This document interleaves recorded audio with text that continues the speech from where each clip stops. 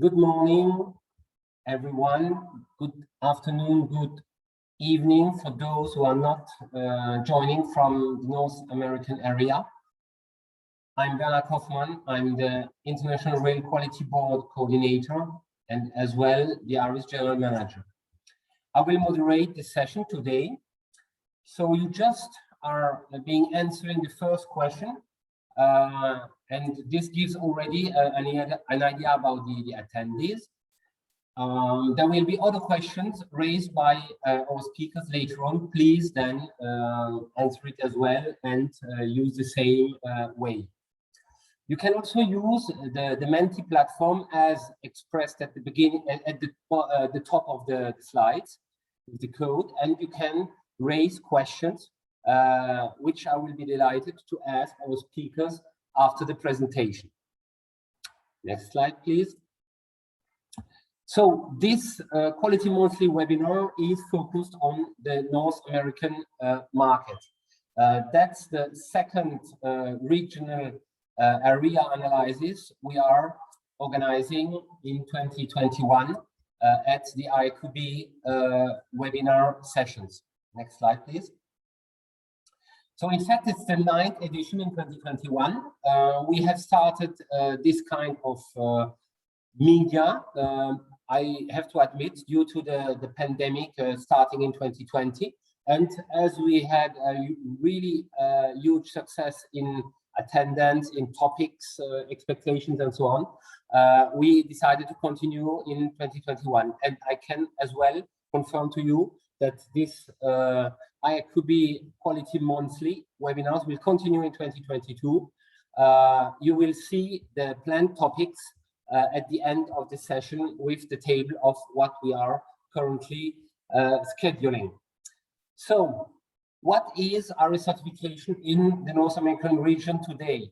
It represents 17 certificates, but there is a quite huge potential as there are 50 North American companies which have been registering at the IRIS portal. This means for us, companies preparing an IRIS certification. Otherwise, the registration has not really an interest. So, next slide, please. Today, I can propose you very interesting speakers with a broad experience and expertise in the quality in the rail sector and or in the rail sector in the North American region. So immediately after my introduction, I will then hand over the floor to David Carroll, Chief Operating Officer at the American Public Transportation Association. Then we will have the presentation of Karin Pommier, Vice President and Managing Director at Vapor, as well as Eric Dambrun, Quality Management System Director at Wabtec. Later on, Randall Wingate, Director of Quality and HSE at Knorr Brake Company, will give also his view on the American quality in the rail sector. And last but not least, I will then also give the floor to Claude Bouteau. He is IRIS lead auditor for the AFNOR registrar and very active in the American market as such. And after all the speakers, as mentioned, we will go through the question you will have raised. Next slide, please. So let me introduce briefly this monthly webinar with some very accurate elements we can today share, I think, as well with the speakers, but also with all the attendees today. Next slide, please. I think that at the origin, APTA played a really interesting role, and also the global players in the rail industry, meaning the very important groups like Wabtec, like Knorr, but also system integrators in the North American area. And this since 2008, where we had the first meeting with APTA or with registrars, with company willing to join IRIS, and the first certification also were issued in this period of time. In the meantime, we have organized, or we have even participated to several events at level of transit operators, organized by registrars, also meetings with standardization bodies in the US or in Canada, mainly. So in the last 2 years, of course, we were not absolutely inactive due to the pandemic, but we had to use this nice system with the webinars and all this technique. And of course, we have spent a lot of time in the evolution of the ISO, the future ISO 22163 standard, where as well experts from the Canadian standard body were actively participating, and we had also some members from the United States. If I'm not mistaken, there were representatives of Globe Rates who were also joining our meeting in order to work on this global document, which we expect to be published by end of 2022, meaning in 1 year of time. Next slide, please. So I think as well that our speakers will outline all the specificities of the North American market in terms of products, in terms of quality, and also taking into account their expertise, also linked to the transit operators, but also to the manufacturing industry. Today, I believe that the main requested standard in the rail sector is the ARM 1003.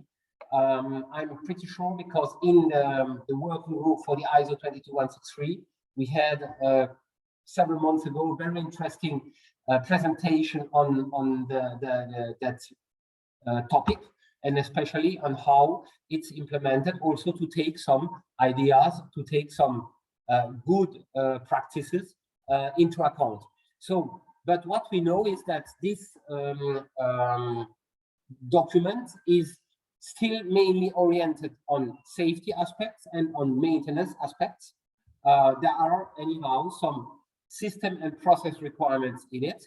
And of course, this is very interesting for us, even when the requirements are still based on the ISO 9001/1994, which of course today is not taking into account the necessary process approach, which in ARIS is absolutely one of the key elements. So therefore, I really and strongly believe that the current state of technique is more and more oriented to that, as well as other specificities of the ARIS certification scheme, like the management of the performance of the organization, the customer perception aspects, which we believe is absolutely the key element which will bring quality much further, and not only in the North American market, but globally over the world. So this, I think, is really the challenge we have to face.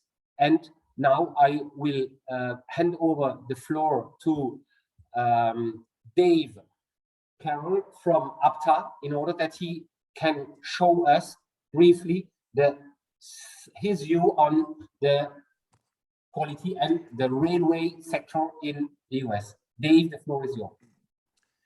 Thank you so much. Not if you can hear me, I'm assuming you can. Great. My name is David Carroll. I am Chief Operating Officer at APTA. I spent 20 years at Amtrak, involved in building the Acela program there, and have worked with many of the freight railroads, many of the suppliers, both in the United States and elsewhere. You can go to the next slide. It's great to be here. I will give an overview of just the growth of rail and what is troubling our industry in the United States and Canada right now. And then hopefully that sets the stage for some of the other discussion about quality and how companies in the US are pursuing the whole quality issue. APTA has been around 140 years. I guess next year will be our 140th anniversary. It's a unique association in that it represents all elements of the public transportation system industry. So that includes obviously the transit operators and the rail operators, but it also includes the businesses that support the rail and bus industry, the public transportation industry. It includes some of the railroads themselves, such as Amtrak, and certainly the transit agencies. And also we get into the governance through the transit board members. Petra Malay, who is on this call, actually manages APTA's involvement with all of our transit board members. And it's a growing and important constituency when you contract in our industry. The rail industry has, and public transportation industry has a very significant footprint in the United States. It's a $70 billion industry that is employing over 400,000 people and is directly supporting millions of jobs in the private sector through the supply industry and OEMs, those producing the rail vehicles, the buses, that type of thing. Next slide. We are a standards organization, and so we certainly applaud the work that is going on here to create really a regime that sets up the quality expectations on both the supplier side and importantly on the owner side as well. We operate through a multitude of committees that get involved in all aspects of public transportation, from the down in the weeds to standards, to working groups to deal with specific issues such as positive train control or electrification of buses, that type of thing. We also do peer reviews and some very specific research on public transportation issues. Next slide. A few facts about the rail transit in the United States. In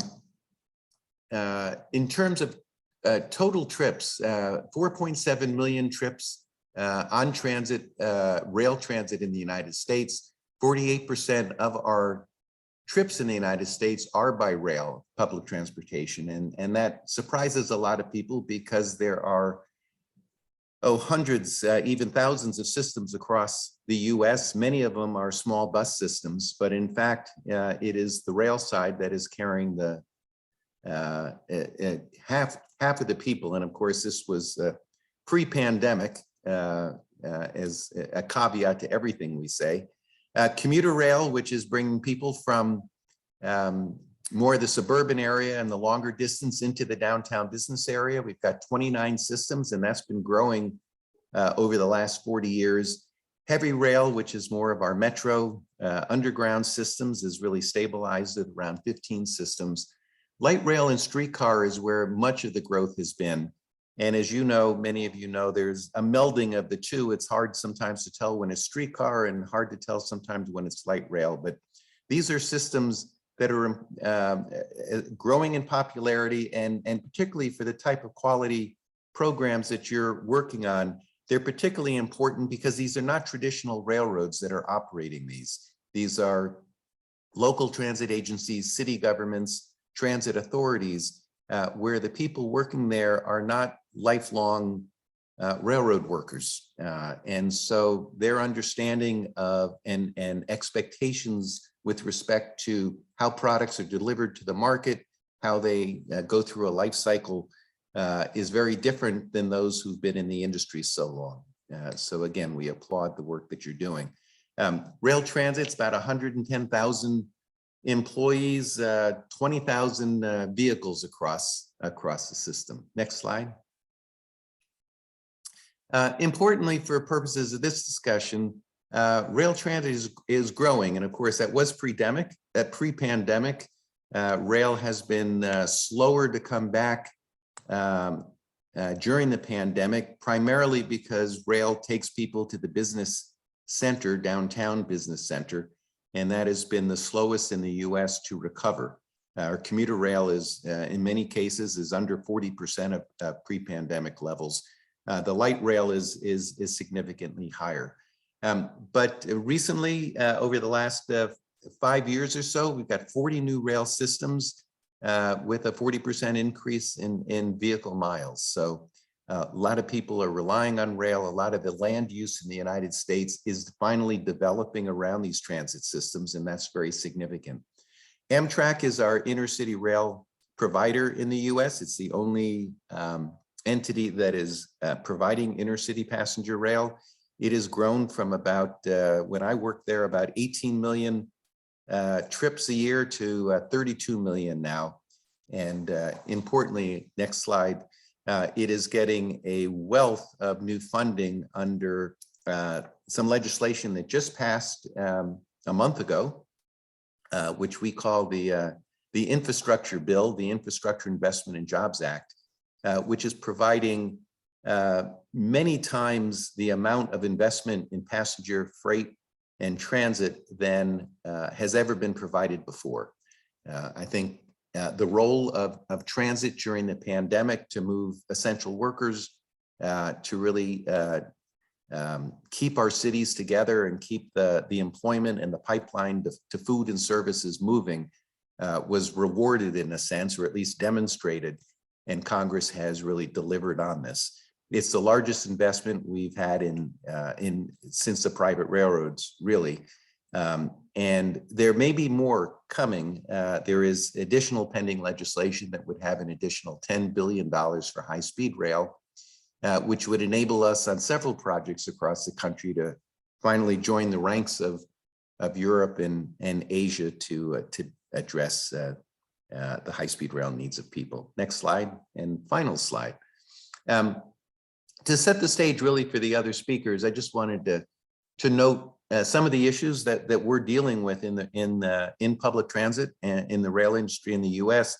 Obviously, when will ridership return? That will drive the whole supply side, the whole OEM side, equipment, and all of the issues that follow it. What we're trying to determine in the U.S. is whether travel patterns have fundamentally changed, or in the next 2 or 3 years, they revert to where they were. Supply chain, which I'm sure the other speakers will speak about, has been critically challenging for across the U.S. We had inflation numbers mentioned this morning of about almost 7% that inflation is running right now in the U.S., which is unheard of. That really affects many of our suppliers who provide service contracts, long-term pricing. We don't have the experience here, frankly, of dealing in an inflationary economy. So it's going to put a lot of our transit agencies on the one hand and our suppliers on the other, trying to figure out how do we deal with that and how do we deal with the worker shortages that we're currently experiencing. And then on top of all that, we do have this additional funding from this infrastructure bill, which we are under immense pressure to spend. There are those that oppose transit in the US Congress and investment in public transportation are going to be looking very closely to see whether in fact we can make use of this money and spend it. So our ability to spend it quickly and to spend it on high quality projects and to deliver what our critics want, what our supporters want, is really going to be very, very critical. So let me turn it back over. Hopefully that sets a framework for this. We appreciate the involvement of all you're doing, and certainly the suppliers on the phone, I think all of which or some of which are members of APTA. So thank you very much, Bernard. Thank you very much, Dave, for this large overview. I must say, I really like when you say that you have pressure to spend a lot of money. That's really nice, and I hope that in the different companies we will now have the speakers, they are having this message with pleasure. So now let's continue, and I give the floor to Karin Pommier-Hug from Weibo. Thank you, Bernard, and thank you, Dave, for this great introduction and for the bright future that's for the railway industry in North America.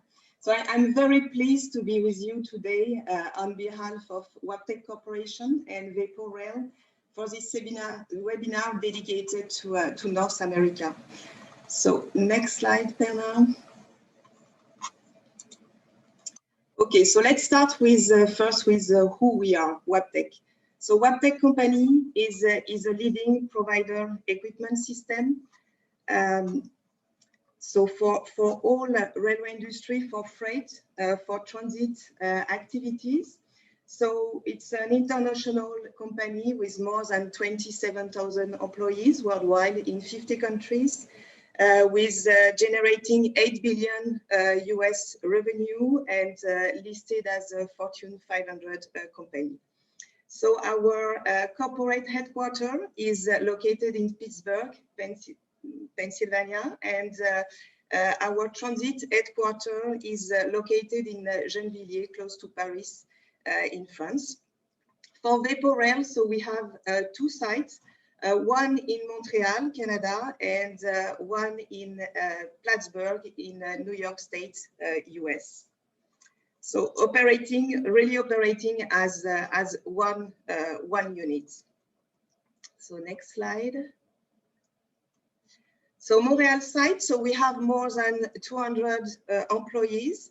This site is dedicated to management, engineering, project management, project quality, sourcing, finance, and human resources. And for Plattsburgh site, so we have 2 facilities. We double our capacities in 2019 in Plattsburgh. And this site is really dedicated to supply chain quality and production. So our product portfolio today is focused on energy, comfort, and access systems for transit rail sector. With access systems, so access doors, steps, ramps, platform screen doors, air conditioning units, and energy converters. So this is for OE project, for overhaul, and for aftermarket business in North America, Canada, and US. So next slide. So I will not go into the details of this slide, but what I would like to highlight today is really the criticality of the quality process in our organization, from the design to the customer delivery, and the focus really on all preventive actions that we can take for quality improvement. Another topic I would like also to highlight today is the importance of our supplier base. As mentioned by Dave, so the supply chain, we suffered a lot this year with our supply chain worldwide and also in North America. And for us, it's really key to be able to control our supplier. And just as an example for Vapor, you know that the supplier content represents more than 60% of the value of our equipment, of our products. So it means that if our supplier failed in terms of quality, we are failing too. So it's very important that we have this quality requirements and level of demanding level on quality, because it's directly affecting us and for sure our customers. For me, this is a really very important message today, and especially in North America, where we have their content, you know, the local content in US. And it is really critical that we leverage the culture of quality in our supplier and help them to really develop a clear quality management system, such as IRIS-1. This is really in order to comply with higher quality standards in the railway industry. So next slide. So just to really sum up, so IRIS certification is for us a very important pillar in our quality journey.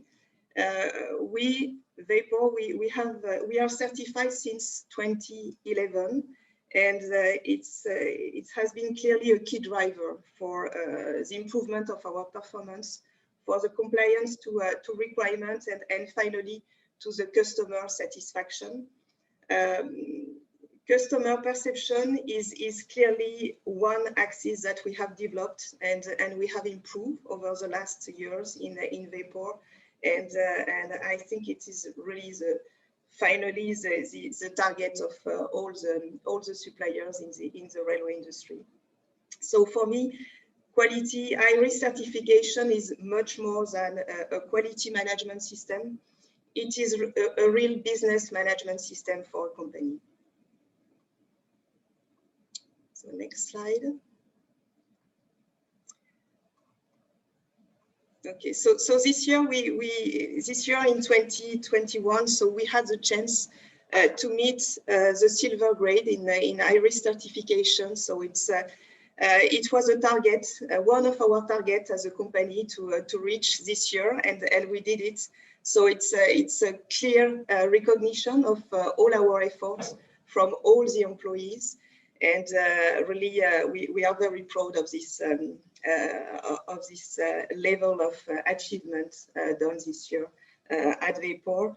And to me, as managing director, so it's also a fantastic leadership tool to drive our excellence, to develop again the quality performance of our suppliers, and also to foster teams and functions collaboration in a company. So again, it's much more than a quality system. It's really a way to drive the business and to give a direction to a company in terms of performance. So thank you for your attention. Thank you very much, Karine.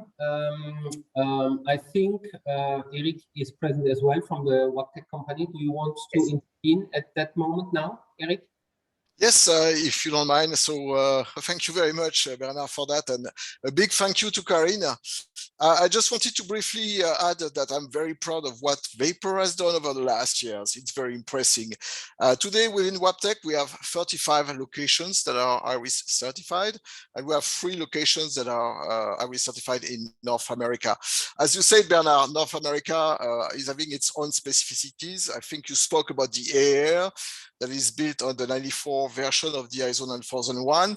It's still very compatible with IRIS, where clearly we have today, in particular, one location, which is WPT in South Carolina, that is both AR and IRIS certified.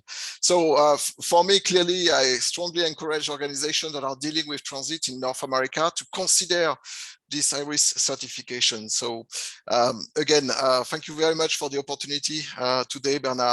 Back to you. Okay, thank you, Eric, for this brief comment on the WAPTEC company.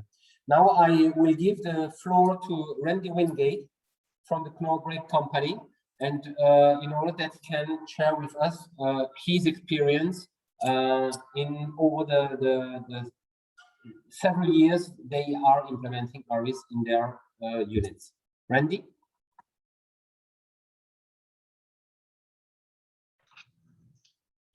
Good morning and afternoon for some.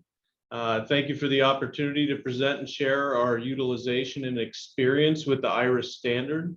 I am the Director of Quality and HSE at the Knorr Brake Company, which is a subsidiary of Knorr Bremse AG. I will also be representing New York Air Brake as part of this discussion. Next slide, please. Hang on. So our agenda will include a brief overview of Knorr Bremse and today's representative sites, Knorr Brake Company and New York Air Brake Company. We'll then provide our highlights regarding use of the IRIS standards. Next slide, please.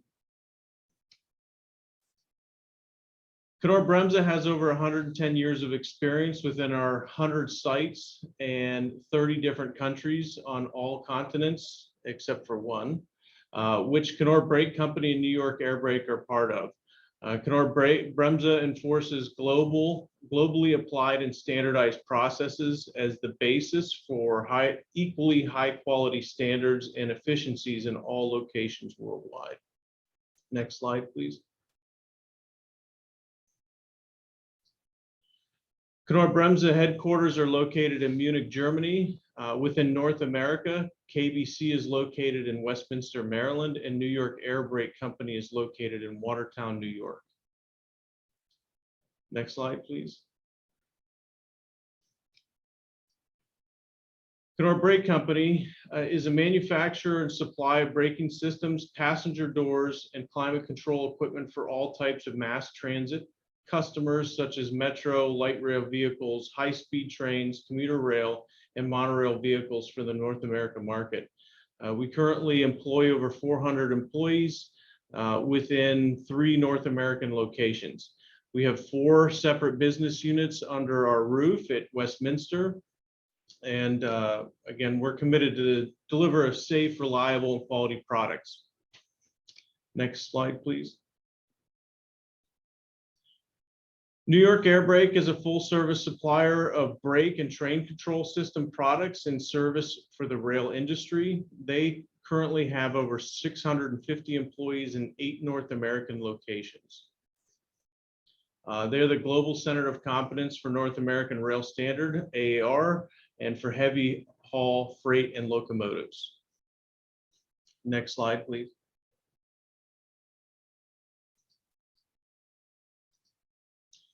KBC and NIAB are complete system suppliers with a mature business management system.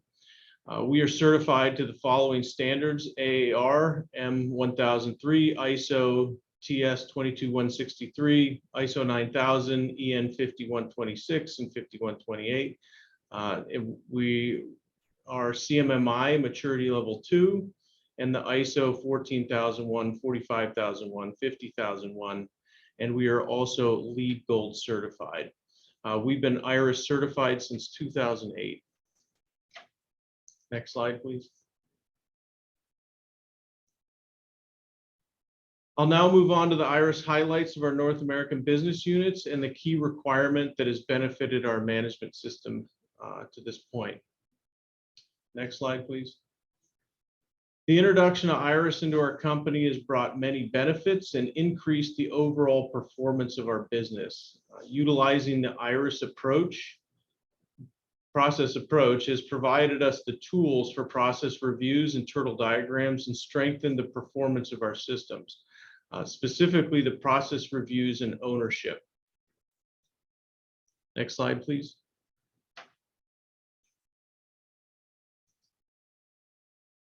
So process review benefits. The overall process review standards have provided improvements to the cross-functional collaboration for better business alignment, annual reviews of organizational processes for adherence to current industry and standards, clear process ownership, which includes defined roles and responsibilities for each stakeholder, and providing the customer voice as an integral part of the reviews. Specifically, just to touch on a couple of points, in 2018, NIAB had received one major nonconformance for process reviews. And it was during that time that it was indicated there was an incomplete process review. They were only conducting 10 of the mandatory 22. They didn't necessarily include the external stakeholders. They did not document the outputs for the reviews. We didn't have process review ownership. Quality owned the reviews and not the process drivers. We had inadequate scheduling of process reviews. A lot of them were tied to the schedule in a month before the audit instead of spread out through the year. And we did not have stakeholder refinement. There was also no health check during the process review performance. So as we got into the required process review standard from IRIS, it was noticed that we weren't following the appropriate methodology required. And through that process, we were allowed to better define how a process review is conducted, as well as create more mature process reviews, including a larger amount of stakeholders within our organization. It also transferred the ownership to the appropriate personnel within the process, instead of quality not necessarily being the gateholder, but also the owner of the review itself. And we experienced personally the pains of going through a process review when the ownership wasn't there and quality had to assume control. And through the last few years of process reviews, we've now matured to the point that the employees not only have taken ownership, but they understand fully what the process review methodology is. And that really allows us to have a more robust review process, but it provides us better processes within our organization that includes not only the appropriate stakeholders within the business, but it provides that voice to the customer to increase satisfaction. And I believe that is all. So next slide, please. So thank you for the opportunity. Again, I was representing NIAB as part of this presentation. We had contributors, which was Ed Whalen, who's the Director of Quality Assurance at NIAB, as well as Rhonda Hamlin and Tom Doyle. So thank you. Okay, thank you very much, Randy, for this very detailed analysis. Let's now go to the point of view of an IRIS lead assessor. Since long time, Claude Bouteau is performing IRIS audits, and I think it's very interesting to hear his analysis on the North American area, as he, as far as I know, has moved to this area recently. So Claude, the floor is yours. Thank you, Bernard, and thank you also, Randy, about your presentation. Okay, so next slide, please. Just a brief introduction of what it is BT2C for North America. We are a small company. We are not Waptec or Knorr-Bremse organization, but I clearly decided a few years ago to create an office in North America focusing on railways activities, because I see clearly opportunity and the lack of knowledge in that area about these topics. So our mission is really to assist you during your challenges to improve performance of your system. And I like the vision of Karin. We have to move from quality system to business management system. Next. We obviously develop a specific approach for railways, okay, and to develop the railways expertise here. That means coaching and support, training, and we develop a specific training at this moment, because you know that we have to face the challenge of the certification, which is we need to have some good auditors. And I am pleased to say to you that we organized in October 21 the first session in Montreal to go and to qualify third-party auditor for IRIS to become IRIS auditor in the future. But first, ISO 9001 qualification done. Next. I just refreshed to you about the objective of the IRIS certification. Of course, in the railway context that you know very well, very small series, let's say products which high level of technicity and safety, mainly project driven and sometimes long life cycle projects, and more a multi-site project approach. We don't have to forget that we have to improve the quality and the safety of the products. Okay, don't forget, we have to think about process, but don't forget the product. And also we have to push to improve the prevention and reduction of failure through the supply chain. And I like the mention of Karin, which say to manage our supplier is very important. Okay, and of course we have to optimize the cost, and we don't have to forget the cost. Next. one important thing that you have to know if you want to go to certification and to IRIS certification, you have 3 points and 3 main pillars to know. First, you have to know the standards, of course, okay, because you will be evaluated through that, okay. The second point is you have to know also the rules and the rules for certification. Okay, thank you. And the third point, it is we use for evaluation, we have some tools and some dedicated tools to use, and you have to know that one because it will help a lot the process during the audit if you know very well how the tools are doing the evaluation or helping the evaluation. Next. Some question for you. So if you want to use Menti, please let me know. First question is, do you know the requirements coming from the ISO TS?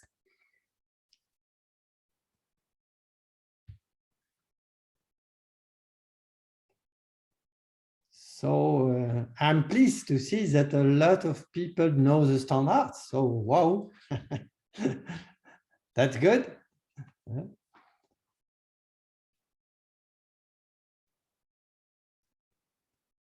So very well. Okay. So we're waiting for your answers, but majority of people, you know the standards. That's good. Let's go maybe if you want to go to the second question. And now, do you know the certification rules?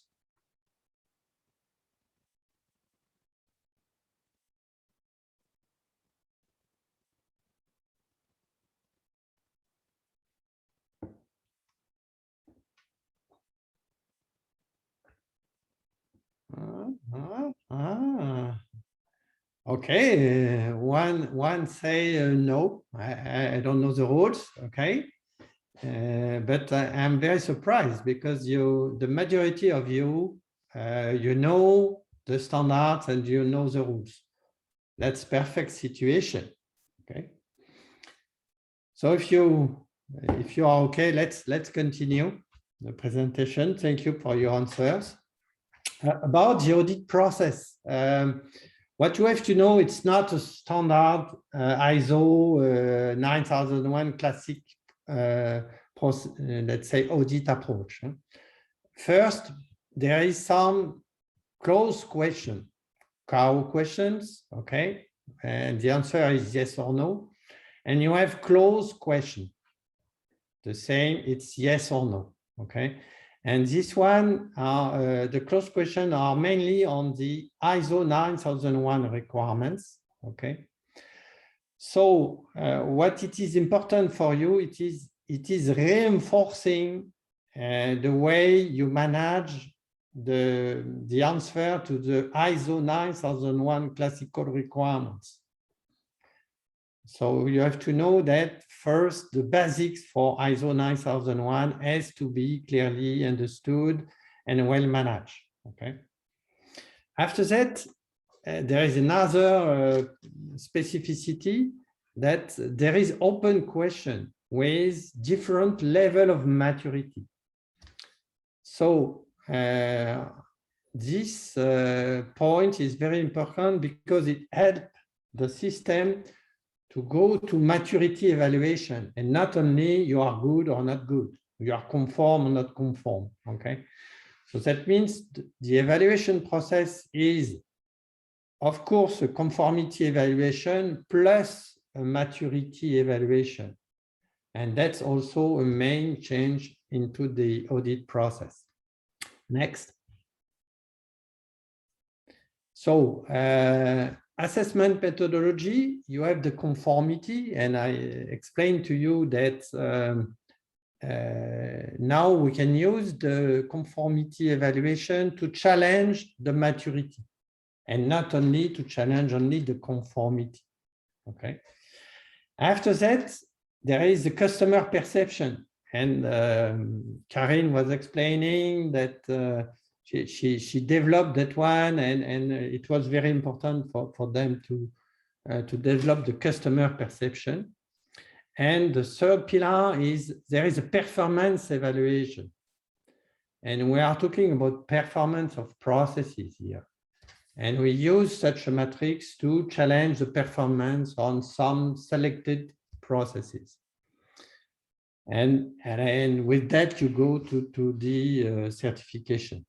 Next. On top of that, there is a recognition process. Karin was saying to you that she was really happy and proud to be silver. Okay, so that means at this moment there is a bronze level, there is a silver level, and there is a gold level.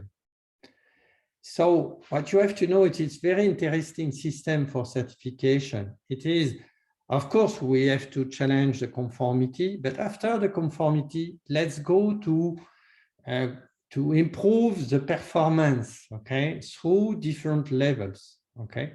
And there is such a 3 bronze, silver, and gold level. And it helps you to have a step-by-step approach using the scoring methodology, which is used through the audit tool and during the audit to demonstrate the maturity level and customer satisfaction results. Next. So I give you an abstract. So it is a real example, okay, that I used in my conclusions to show you how it could be used, okay. So in this example, I show the trend obtained during the different years of certification, the target for the company, which was silver, okay. And of course, on that one, you can see that there is some gaps, and the gaps was process ownership. So I was pleased to understand what Randy explained to you on the process reviews and process approach, okay. And the second point was the customer perception, where you see there is some progress, but we are far away from the target, okay. So it is a real example which is used as a conclusion of the audit. Next.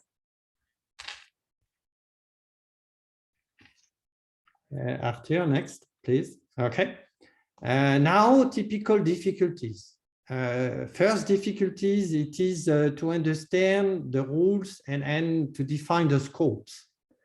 Second one, it is to define, if you are a multi-site approach, what is a remote function and extension sites. So this is typically the application of the certification rules. After that, what are the major, let's say, classical non-conformities that we see? If you start the certification, you focus many times on the specific requirements coming from ISO TS, but we forget a little bit the basics of ISO 9001, and there is major non-conformity on that one. Leadership, operational control, let's say staff awareness, and special processes approach.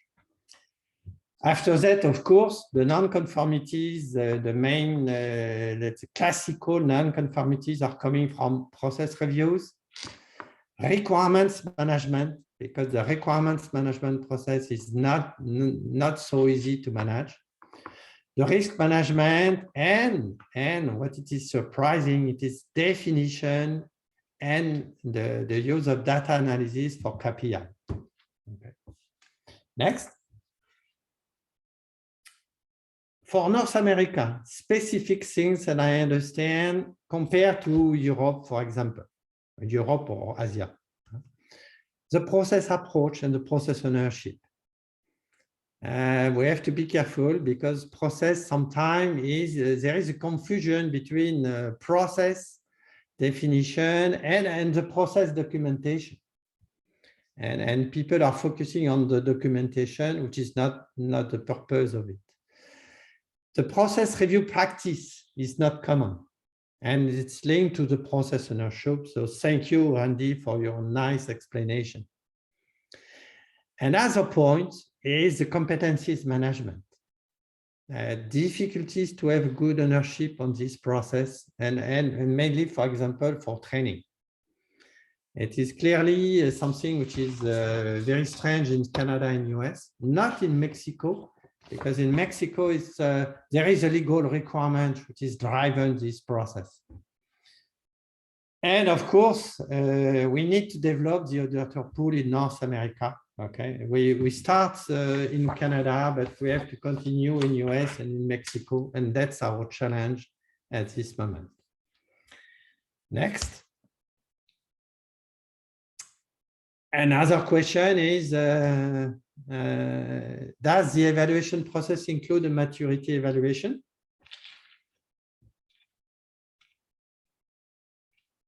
If you are not too tired now to answer. Wow, you are the best, because there is one case where you say, okay, I don't know.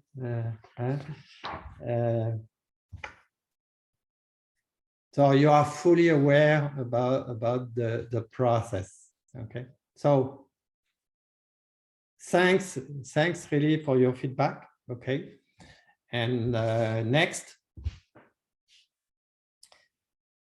After that, is there any recognition system at this moment in the certification process?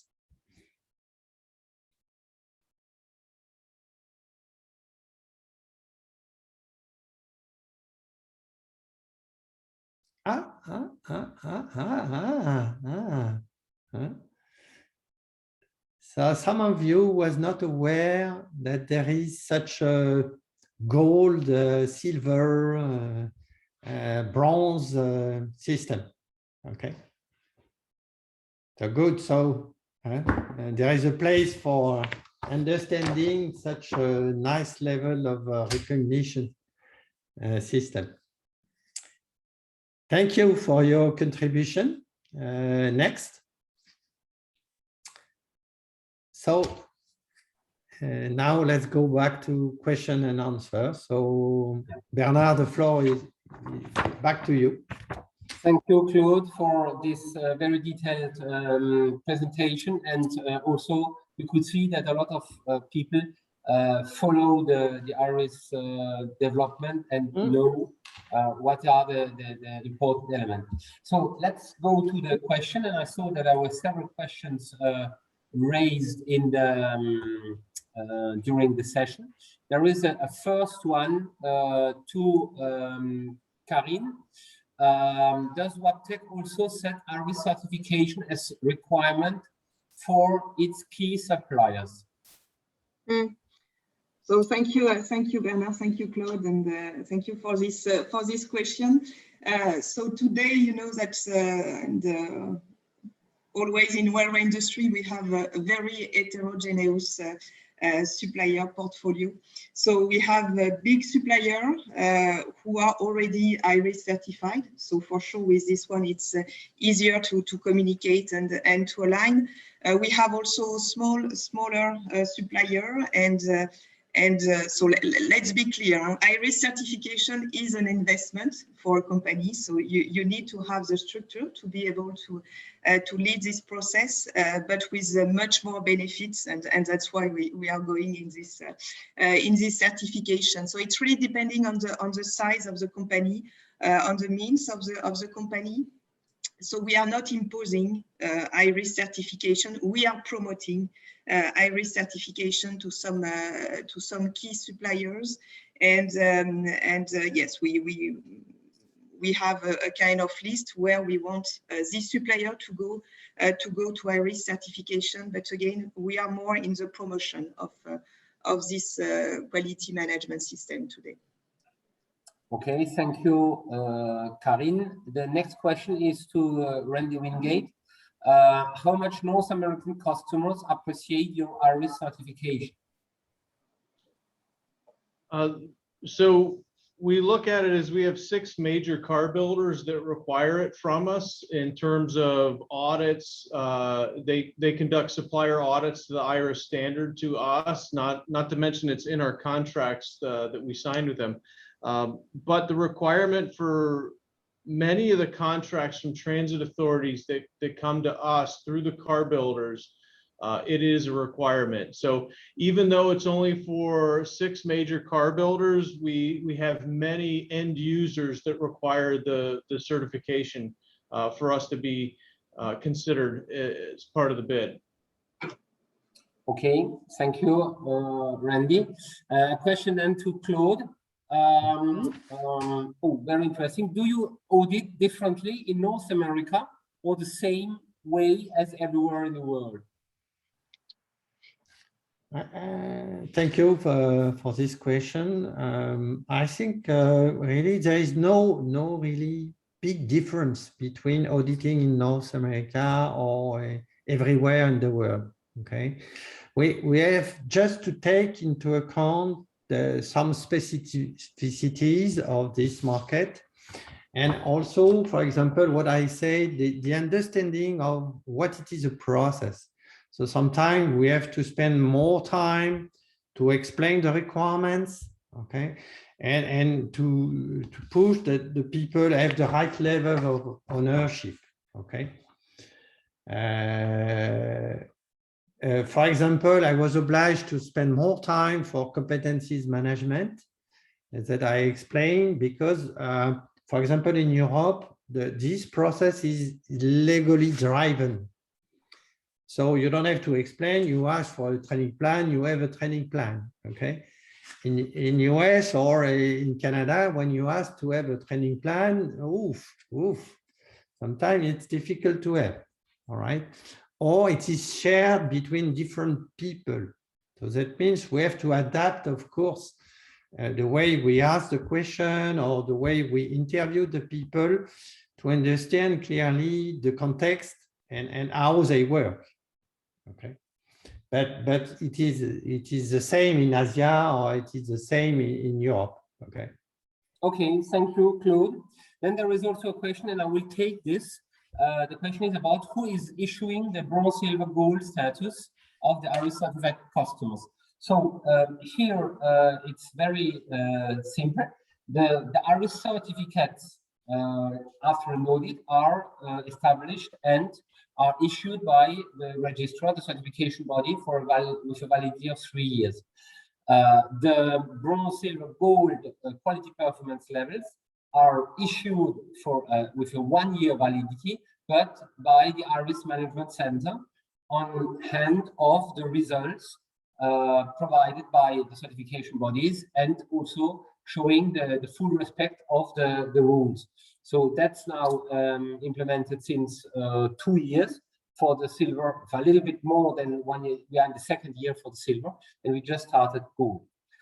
Okay, then I would have a last question directly from me to Dave, which is a little bit a summary of what I see here.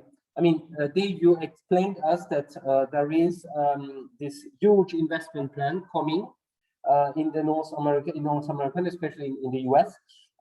Do you think that to sustain this plan, there will be a clear request from the transit operators for better quality, a better management system, and, for instance, a request to have an IRIS certification? What do you think about that? I think many of the transit agencies are going to be challenged by the funding. What has happened at many of the US transit agencies is the old guard is retiring. A lot of new people are coming in that really don't have the planning experience, the procurement experience to work on big projects. So I think a quality certification program that essentially they can rely on and fall back on is going to be incredibly important to maintain the quality that I know that the suppliers and contractors really want to deliver. So I'm thrilled with what you're doing. Okay, thank you very much, Dave. So we are perfectly on time. Today, I would like to very warmly thank all the contributors, all the speakers for this session. As mentioned at the beginning, this session was recorded. And if you would like to watch it again, please go on the IRQB website, www.irqb.org, and you will be able to watch this session again. So here, as promised as well at the beginning, you see the Quality Monthly webinar planning for 2022. So we will rest a little bit in January, and then we start immediately in February, and there are as well 9